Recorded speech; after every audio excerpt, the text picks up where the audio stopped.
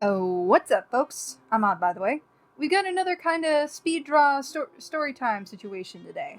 I don't know how many of these I've got in me, but I wanted an excuse to draw my OC. I've been flirting with the idea of making a webcomic. Eh? See what I did there? Flirting? Yeah, you can leave. I understand.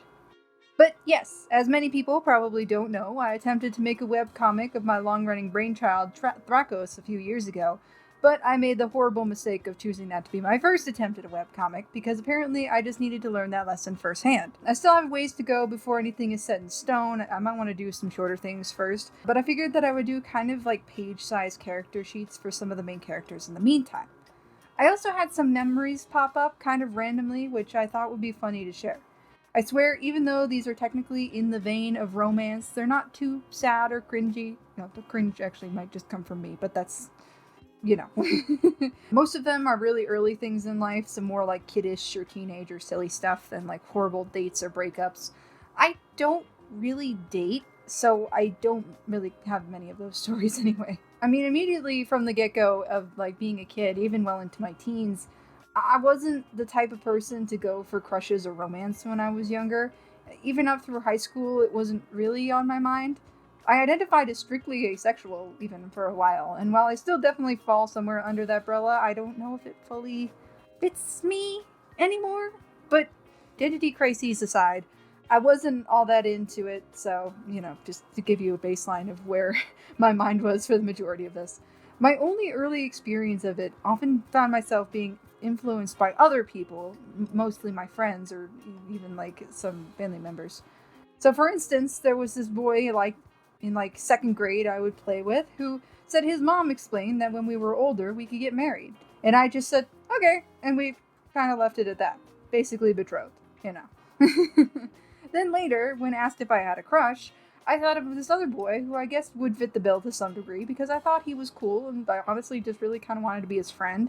He was actually, in hindsight, really nerdy, but he knew how to play pretend right. So I said I had a crush on him for a while. Basically, if I liked spending time with someone, especially if they were a boy, because all that heteronormativity, then I must have liked them, right? This extended to other guys who I consider like conventionally attractive. Like, oh, you have cool eyes. Crush, I guess. I really felt like I had missed the memo about what was so like all encompassing about these feelings when I was in like middle school and high school, honestly. Then of course there was one instance of a friend fully influencing the nature of my relationships because she basically just did it herself. When I was about like 12 or 13, one of my childhood friends lived some distance away, so she went to a different school than me. This is important. None of her classmates knew me. Keep this in mind.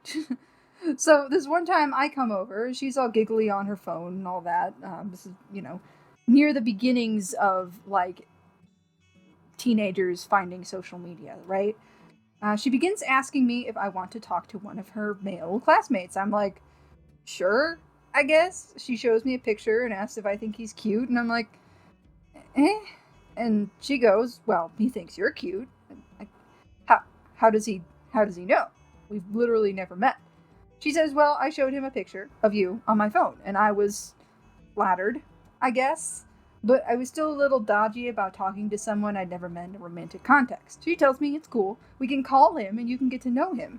I'm hesitant, but open, I suppose. It was a little exciting, after all. I wasn't usually the one, like, approached for crushes or romance. It was kind of kept to myself and was generally considered weird by a lot of my peers, that whole shebang.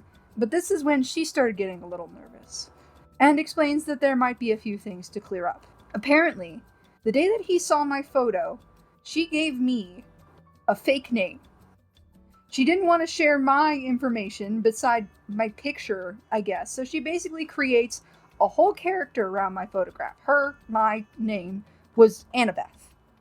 I think things even went as far as her essentially catfishing him when she got too deep into the fib, relaying information and things about me slash Annabeth that were not about me.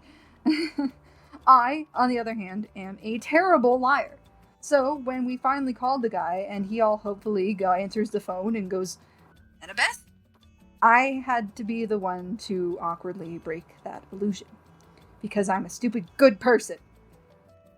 I don't even remember all of the details. I'm pretty sure the conversation was fairly brief, considering my friend basically broke this kid's heart. I didn't know how to process it at the time, so maybe I just kind of repressed it. This only came back to mind fairly recently when I was thinking of this video. I still don't know what her intentions were. I don't think that she did either. This is just one of those dumb, kind of cruel and ill thought out pranks, big quotation marks on that one. The prank was also partly on me, it felt like. I was very easily flustered, and so I think that my friend was just also imagining my reaction. Just, I don't know. I don't get it. I don't think that there's much to get.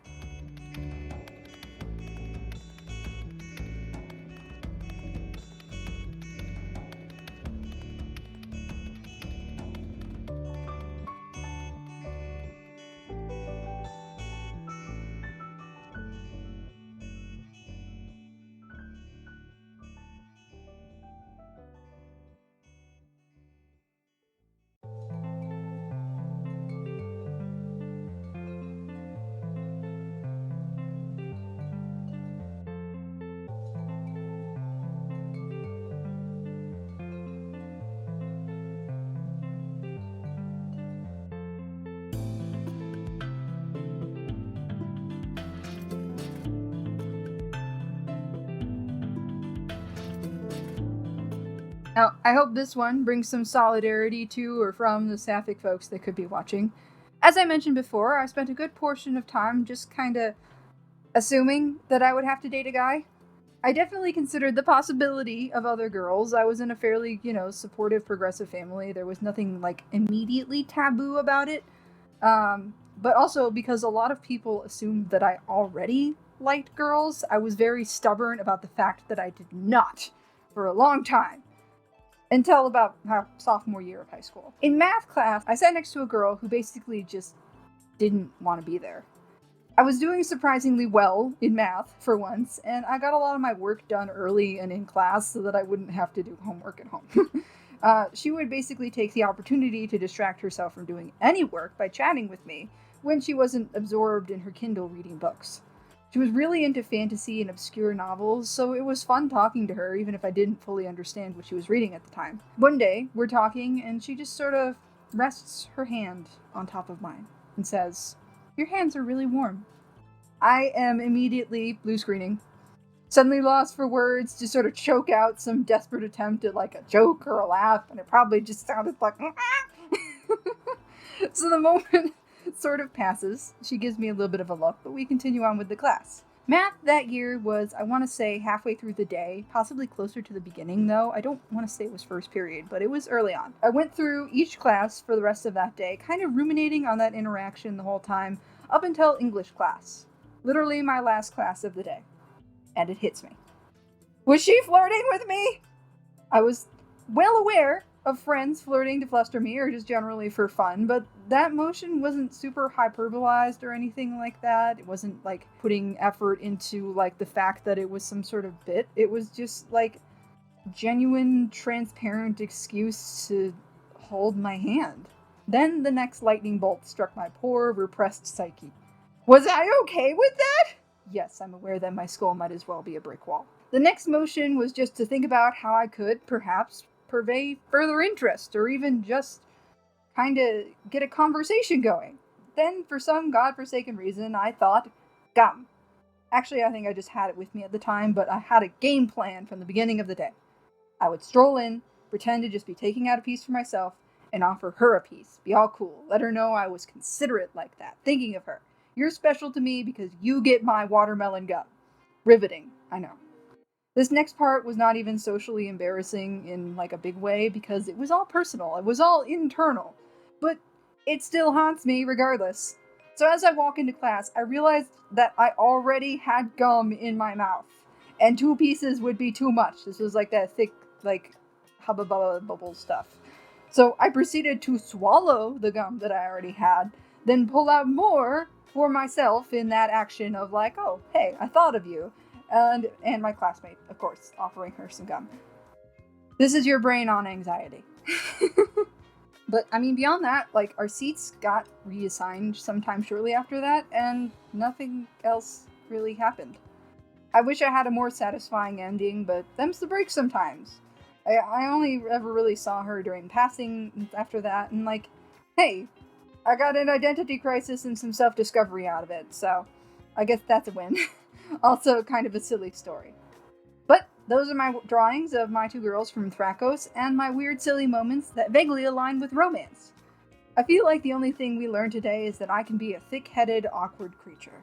That being said, if you like this video and these weird stories, please feel free to give it a like and subscribe. I'm really close to my first goal of 50. I do a bunch of other fun art challenges, so let me know if you want to see any more in the comments. Regardless, I'll see y'all next time.